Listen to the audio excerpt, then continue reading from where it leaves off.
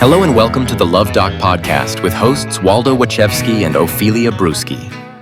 So what's the topic today? Okay, so we're tackling something pretty common, actually.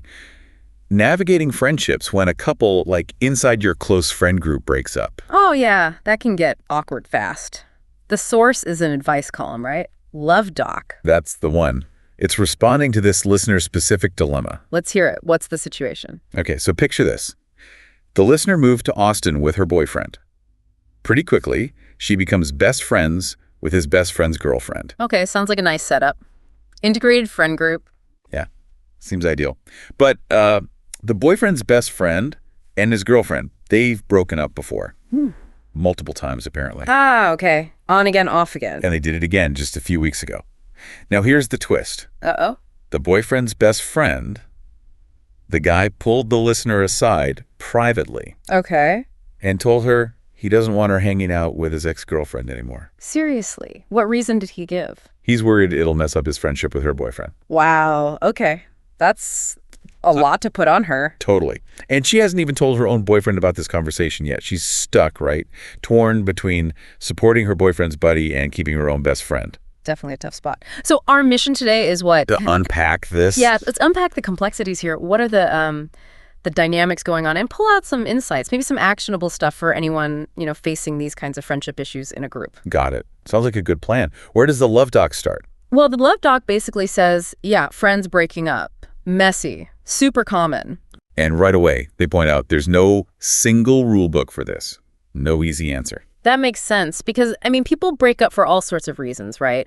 And the why behind the breakup can really change how friends react or feel they should react. Exactly. And the Luv Doc uses these really vivid examples to make this point. Okay, like what? Okay, so imagine the ex-girlfriend broke up with the boyfriend's best friend. The column calls him Earl. Let's stick with that. Okay, Earl? Imagine she broke up with Earl because she found out he was, say, a huge supporter of a certain controversial former president. Ooh, okay, a values clash. Right.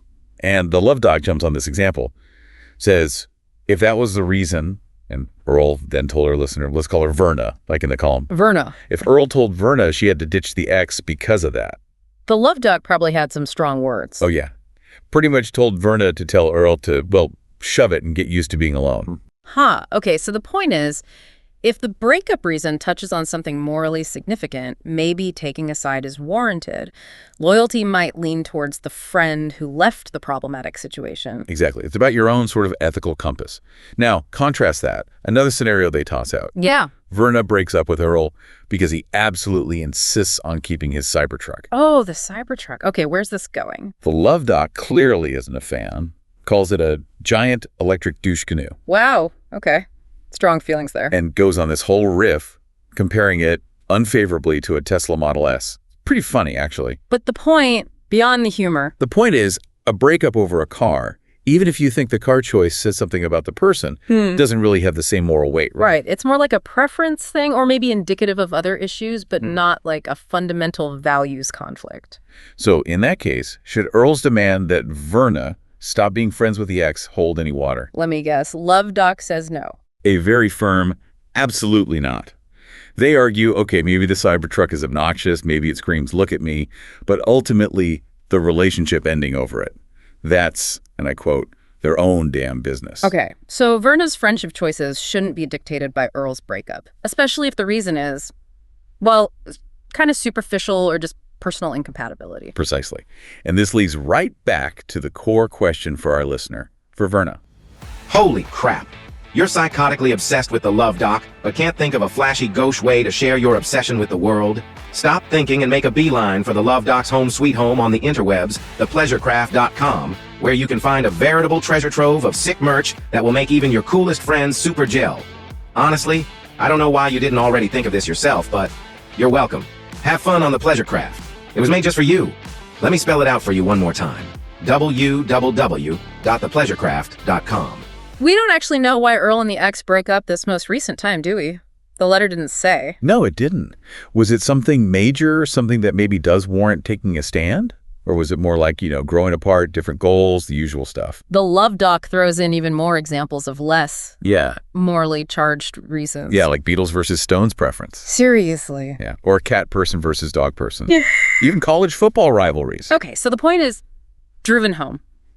People split for a million reasons, big and small. And unless something truly, truly awful happened, like abuse or serious betrayal, it's generally not anyone else's place to demand friends choose sides or cut ties. Which brings us back to Earl's request to Verna.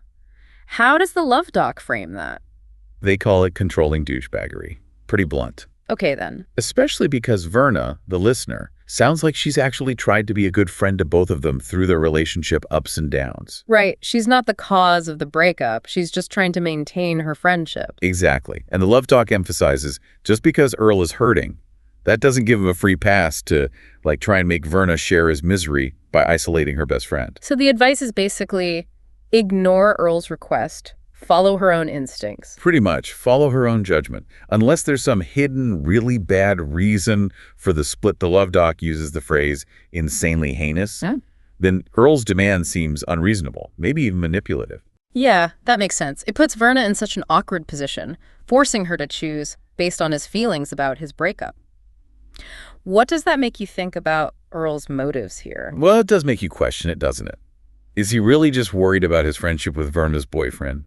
Or is this more about his own pain, maybe wanting some control, wanting to punish the ex indirectly? The Luv Doc definitely seems to suspect the latter. And they don't leave it there, right? There's more direct advice for Verna. Oh, yeah. Very direct. She needs to tell Zoltan. Zoltan being her boyfriend, Earl's best friend. Yes. The advice is clear. Talk to your boyfriend about this. Which highlights just how crucial communication is in her own relationship, right? Keeping this secret from Zoltan seems like a bad idea. A really bad idea. It could totally backfire. Imagine if Zoltan hears about it from Earl first, or if the tension just builds up. Yeah, he could feel blindsided, betrayed even. It could damage the trust between Verna and Zoltan. Plus, telling him allows them to figure out how to handle it together, as a team. Totally. Transparency is key. Okay, so let's kind of wrap this up for the learner. You're in this sticky situation, feeling pulled between your bestie and your boyfriend's bestie. And the Luv Doc pretty strongly suggests that Earl's demand is out of line, likely controlling. Unless there's a very serious, undisclosed reason for the breakup, prioritize your genuine friendship. Right, and we talked about those examples, the political divide versus the Cybertruck versus Beatles or Stones. That whole spectrum really shows how the reason for the breakup matters. And most reasons, according to the Luv Doc, just don't justify someone else trying to police your friendships. It's usually their own damn business. So, the big takeaway advice: trust your gut about the friendship and definitely talk to your boyfriend, Zoltan. Open communication in your main relationship is vital here. Absolutely. And maybe this whole situation gives you, the learner, something broader to think about. Like what? Like, what are the unspoken rules or expectations about shared friendships in your group? When is it okay, if ever, for someone outside of friendship to try and influence it? That's a good point. When do you draw the line and say, look, this is my friend, and I'm maintaining that connection, even if it makes things a bit uncomfortable for the wider group for a while? Exactly. Where does group harmony end and individual connection take precedence? It's definitely something worth mulling over as you navigate this, and maybe future situations like it. To read the column that spawned this podcast, go to astinchronicle.com/columns/the Luv Doc. There are probably worse things to do with your time, right?